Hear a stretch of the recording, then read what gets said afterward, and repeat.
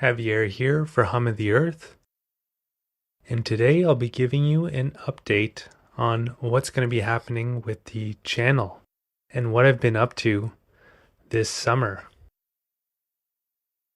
So, as you might know, we've just been in Colombia, and that time has come and passed, and I hope you enjoyed it.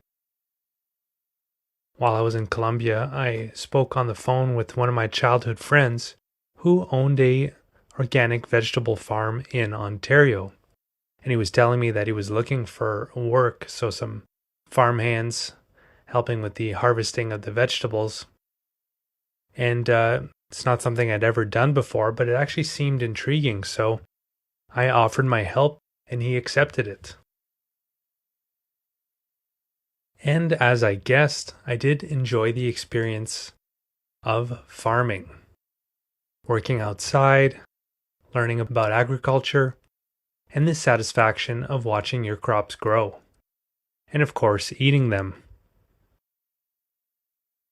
If you're in the Muskoka region or south of there, you can give a Google to Eat Local Muskoka for locally grown organic vegetables.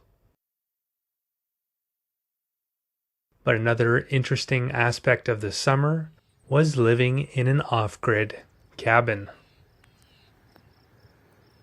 Let's take a look at where I was staying. So off-grid, if you're not aware, means that you're not using electricity. So you can see on the side of the cabin here, which was actually a pretty nice cabin for an off-grid cabin. We had nice windows to see outside. And here you can see a propane tank that we used for our outdoor shower. So that's how we would get hot water, which we didn't initially have at first. There's actually a shower in the cabin there that uses the water from the well, but that was like freezing cold water. So what I actually did for the first few weeks when I was there was just go swim in a nearby lake. But because this area is very agricultural, sometimes that water wasn't so clean and it could give you like an ear infection from the contents. So we got that hot water outdoor shower installed, and that's a product that you can buy. Here's one of the rooms. We had our chairs and dining table. You can see there we had a firewood stove that we would use to heat up the cabin on colder days. That was an older model that had been there for a while. You can also heat some food on there at the same time. You can see here in the kitchen that we have a bunch of electrical appliances, and that's because we did have electricity. You can see there kind of a rice cooker, a toaster oven, even a printer for my friend's business needs, who was the owner of the farm. And all of that was powered with solar electricity. And I was really surprised to see how well it worked. So if you look in the corner of the cabin, you'll see the, I believe it's called power inverter, and on the ground is the large battery. And outside of the cabin in front, which we can't see right now, was about a square meter solar panel. I was really surprised that that size of solar panel was able to heat everything in this cabin. So everything that I've already mentioned, including charging our phones, our laptops, and even an AC unit. And that's what really surprised me. Obviously, we didn't have the AC unit running all the time, but everything else that I mentioned, including a refrigerator, we were able to power with a pretty small solar panel setup. So that really opened my eyes to the power of solar. So that's something that I'll definitely be considering in the future. And maybe even living off grid and in general as an experience is something that I would consider in the future. I mean, it was, there's definitely some challenges to the lifestyle change.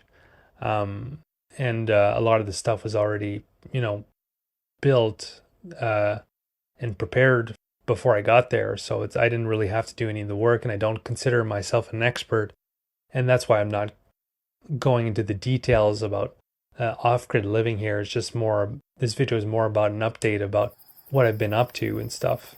But yeah, I enjoyed the experience, and it's something that I'm open to doing in the future. One of the other cool aspects of this summer that I want to talk about is our neighbors. So the land that we were farming on was actually owned by an Amish community, and we got to kind of help them with some work so that they would help us in return with some other things. So I actually got to work side by side with them, which was a very cool experience, and humbling also when you're working with someone your age who's Amish, but who's a lot stronger than you and a lot more has a lot more dexterity and strength and knowledge about farming and stuff. It can be pretty humbling and a cool experience. So that I really enjoyed. And they did somewhat take a liking to me and trusted me, and they actually asked me to drive them to visit other communities in the United States, namely Pennsylvania. We got to do a pretty big road trip to Pennsylvania because they don't have driver's license. So we rented a car and I drove them to Pennsylvania, and I got to visit some cool towns, some older towns from that have seen kind of better days, but that were really historic and cool to visit in Pennsylvania. And I'll be making videos of those coming up soon on the channel, as well as videos of Ontario, this kind of part of Ontario that I was in for the summer. So some beautiful towns and natural areas. So that'll all be coming up on the channel. Some pretty cool stuff, and I hope you guys enjoy it. And if you have any questions about my experience spending the summer on an off-grid organic farm, or if you want to share your own experiences, feel free to do so in the comments. And if you're not already subscribed to the channel and you'd like to follow this journey, you can go ahead and click on the red subscribe button and tag along. So, all right. So I hope you guys enjoyed. Have a good one.